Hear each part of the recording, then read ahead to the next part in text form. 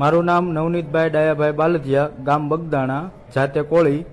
બગદાણા ગામે અમુક સમય પહેલા ગુરુ આશ્રમ બગદાણાના અમુક ગેરવહીવટ મારી નજરમાં આવતા મેં આશ્રમના ટ્રસ્ટી લોકોને ધ્યાન દોર્યું કે ભાઈ અમુક વસ્તુ તમે જે કાંઈ કામકાજ થાય છે એ ખોટા પૈસા આશ્રમના સંસ્થાના વેડફાય છે એવી રજૂઆત મેં આશ્રમના ટ્રસ્ટીઓને કરી હતી, જેમાં યોગેશભાઈ સાગર.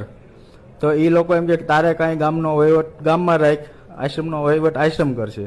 તો એ પછી એક હમણાં આપણે મુંબઈ ખાતે એક પ્રોગ્રામ થયો ને એમાં યોગેશભાઈ સાગરનું નામ આવ્યું કે ભાઈ મેનેજિંગ ટ્રસ્ટી.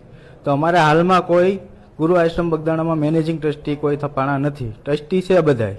તો એનું મેં માયાતાને ફોન કર્યો કે આતા ગુરુ આશ્રમ બગદાણામાં કોઈ મેનેજિંગ ટ્રસ્ટી છે નહીં.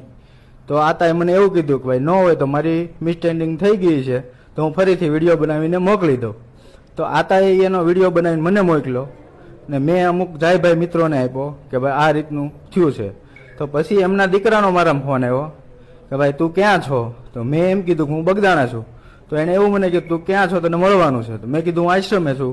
કે મેં પૂછ્યું તમારે શું કામ છે? તો એ કે હું હરૂબરૂ મળીને કહેશ.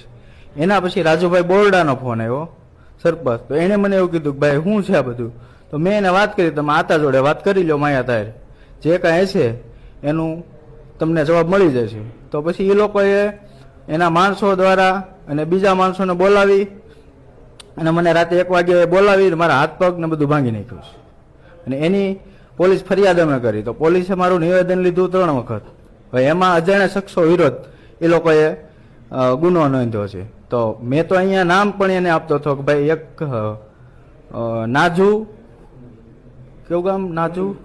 નાજુ કુંડવી મને નામ આપ્યું, હું નાજુ કુંડવી ના જયરાજભાઈ ને એ લોકોએ મને મોકલ્યો છે. આવો વિડીયો કેમ આવ્યા ભાઈ, માફી મંગલ. આ રીતની મારી સત્ય હકીકત છે. અને એસપી સાહેબને, આઈજી સાહેબને હું રિક્વેસ્ટ કરું છું કે આની યોગ્ય તપાસ થાય, મૂળ માથા સુધી બધું પોગે, આ બારોબાર અજાણ્યા શખ્સો વિરુદ્ધ ગુનો ન થાય, જે કોઈ હકીકત હોય એની ઉપર ગુનો દાખલ થાય.